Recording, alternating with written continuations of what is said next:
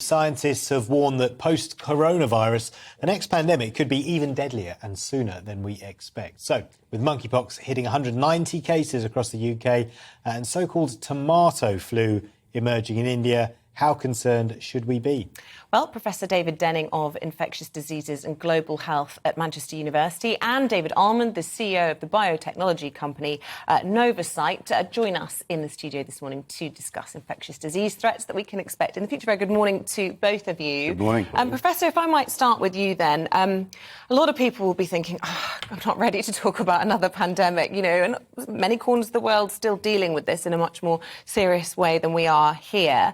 But I suppose lessons will have to have been learnt from how prepared we were for the most recent pandemic. And do you think we would be prepared for a future pandemic if one was to hit? We're much better prepared than we were before. I think there's much greater awareness amongst public health authorities, amongst virology, microbiology laboratories about emerging threats, and the international system for addressing them is also much better than it was before. We do need, when you have a new threat, setting up and scaling up testing is a big deal. And that's probably one of the major challenges going forward.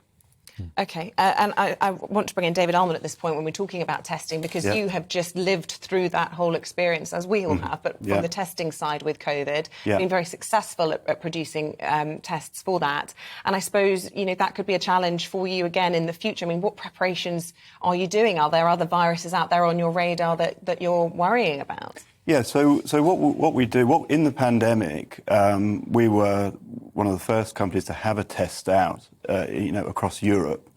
And we have a very proactive surveillance looking for what's coming as best we can.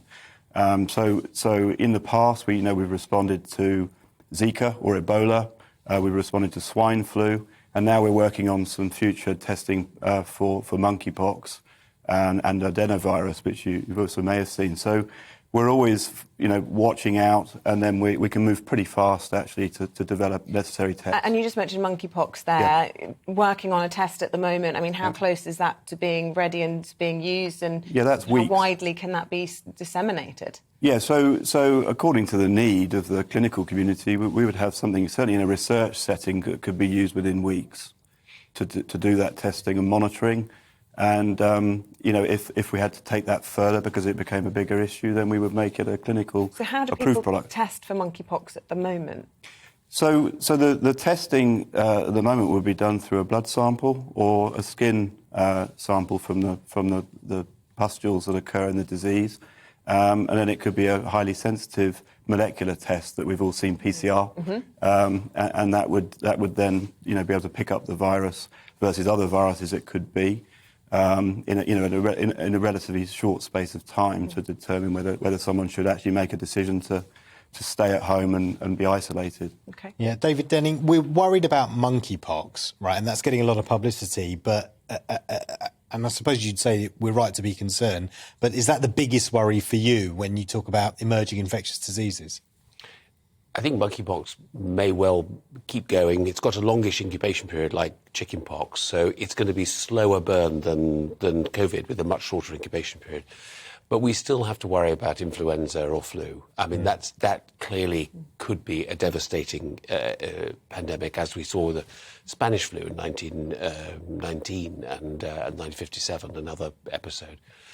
But there are other viruses that appear with no immunity because there's no residual immunity, and so you can get spread as a result of development of other viruses, and we saw that with the coronavirus, obviously. Yeah, are we seeing a rise in the emergence of these kind of infectious diseases? We're seeing more travel and more transmission across the world. We're seeing more rapid identification of unusual things. A genuinely new virus is quite difficult to identify because you don't have any of the molecular sequence because nobody's ever seen it before. Yeah. So that always takes a bit longer. And that wasn't helped by the way that the coronavirus appeared out of China in the beginning of that episode. It took a little longer than it should have done, actually, to nail that. And then you have the other problem of mutants and variants appearing very rapidly, as we saw with coronavirus. And that can also make the testing a little bit more complicated. And it's one of the things that Novocyte is specialised in, is tracking variants to keep up to date with all of those. And obviously those variants emerge because people are travelling so much and there's a lot more of a chance to intermingle. And there are billions of viruses in somebody who's infected. And so it's not, and if you and I both had a slightly different variant of coronavirus, that may mix and produce a new variant again. So when you have a lot of people infected and lots of virus, variants do emerge. And Professor Denning, look, you talked about Spanish flu. We were all sort of got lulled into this sense of security that these sorts of pandemics are sort of every 100 years or so. Yes. Could another one come sooner than that? Absolutely, yes. It's very unpredictable, and one wouldn't want to predict that you've clearly got, with all the buses coming together, as we often see in transport terms. But yes, and having had the social isolation and people wearing masks for the last 2 years with the pandemic, so people have not been exposed to lots of other viruses, and so the immunity has waned a little bit to those viruses which normally circulate. And there may just be, bad colds, or they could be very serious, and all of those things are possible. Yeah, but just finally, finish for us on a word of kind of optimism, and let's get some perspective. Let's not get carried away with this, as often a lot of the media does. We are much better prepared to be able to address these things. Most viruses don't cause life-threatening infections. They cause, they're ill with them, but they don't kill people very often. In the context of monkeypox, those who've had smallpox vaccine, which are most of the older population, probably a much lower risk of getting the disease, actually.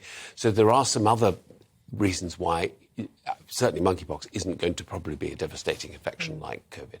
Great notes to end on. Professor David Denning and David Allmond, thank you both very much Thank for you. coming in this morning. We have to put our faith in the scientists to try and solve any future problems that might be coming our way. Thank you so much.